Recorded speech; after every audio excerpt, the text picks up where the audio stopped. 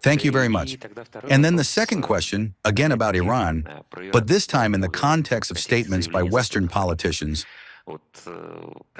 including Antonio Costa, and not only politicians, but also a number of Western media outlets, are calling Russia the biggest beneficiary of the U.S.-Israel war against Iran and of the conflict that is gradually engulfing the entire Middle East. Well, how would you comment on these assertions by Western politicians?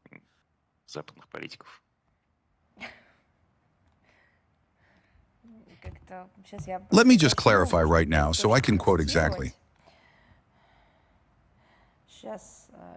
Just a moment, I apologize. Yes, please give me literally, I hope it's less than a minute. I simply cannot deny myself this pleasure.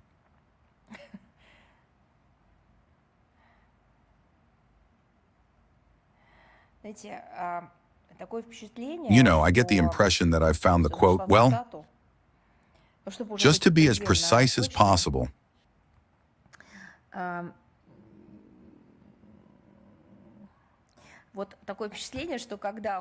It seems that when Costa and various other Western, primarily Western European, figures say that Russia is supposedly the main beneficiary or even profiteer of the tragic events taking place in the Middle East, you get the impression that they are indeed quoting a song, only in a completely different key from what is sung there. Remember the lines, "I am Russian and I am lucky." Well, really, I just want to ask, have you all lost your minds there? At what stage did such a monstrous thought enter your head? Was it at the stage when they, in Western European countries or in Brussels corridors, in NATO and EU lobbies, whispered in each other's ears that it is madness to abandon Russian energy resources, and that such a thing would lead to an inevitable, well, literally, catastrophe for their economies, but were afraid to say it publicly? Was it at this stage or some other? Today I have already spoken about this quite a bit. And those monstrous mistakes, political and certainly probably in statistics and economics as well, well, I don't know who committed them, but which formed the basis of the terrible criminal decisions of the European Commission and the European Union. Decisions that doom their own citizens to suffering have absolutely nothing to do with us. These are their mistakes. These are their crimes against their own citizens, against international law. It is precisely these terrible mistakes and crimes that have caused the crisis phenomena in the European Union that we are observing now.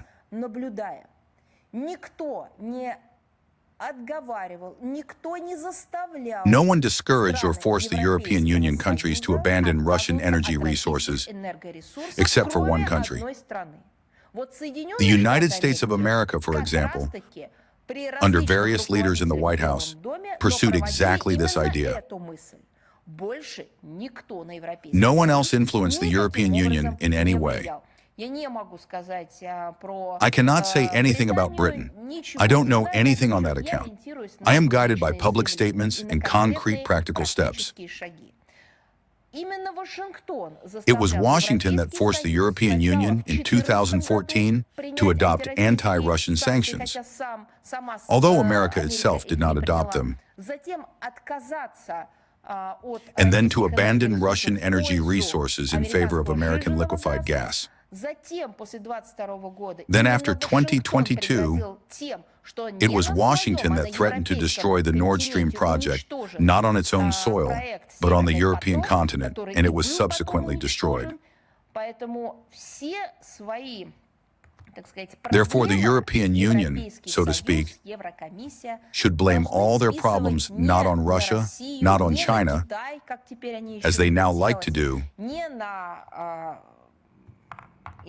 not on extraterrestrials, but on themselves and on their strange, to the point of perversion,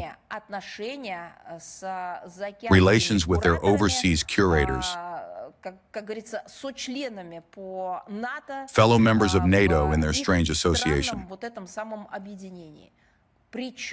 What does Russia have to do with it? Moreover, I draw your attention to the fact that once again from the Russian side, despite everything, not just our capability, but our fundamental position was confirmed that energy cooperation must in no way be politicized in the way the West does it, because these are, among other things, issues of security. We treat economic issues in exactly the same way, saying that both illegal and legitimate sanction pressure should not be applied. Therefore, I think all questions should be addressed to them.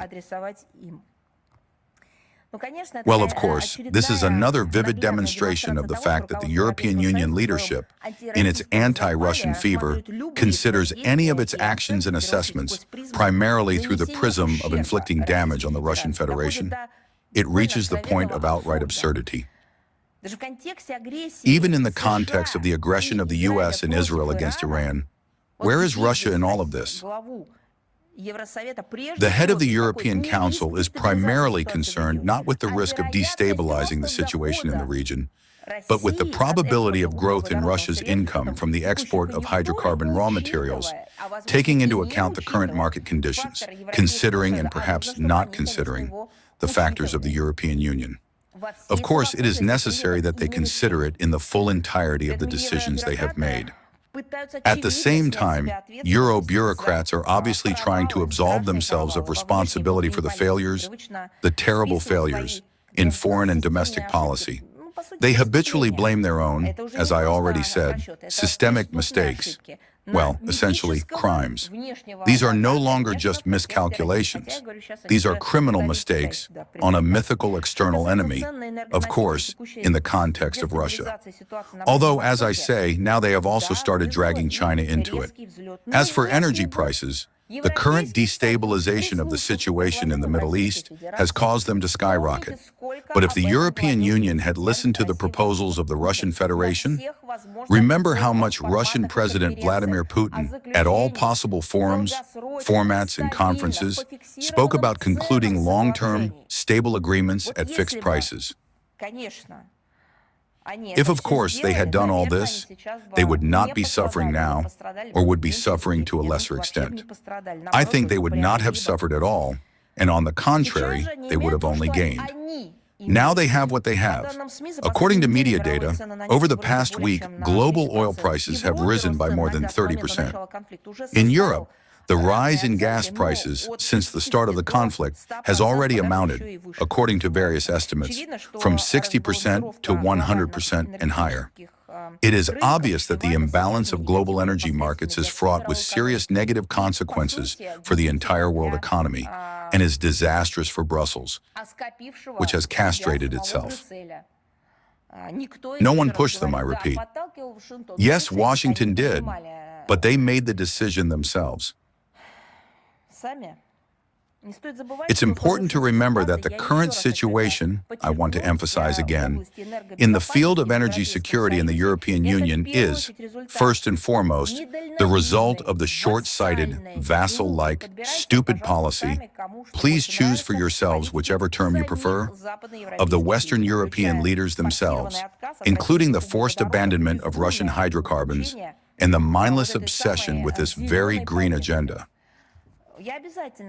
I will definitely duplicate in the briefing the links to the relevant proposals, statements, and explanations that Russia provided, primarily the President of the Russian Federation, when offering Westerners, by which I mean Western Europeans, long-term stable energy relations with Russia, which by that point had been tested by time and had proven themselves over decades.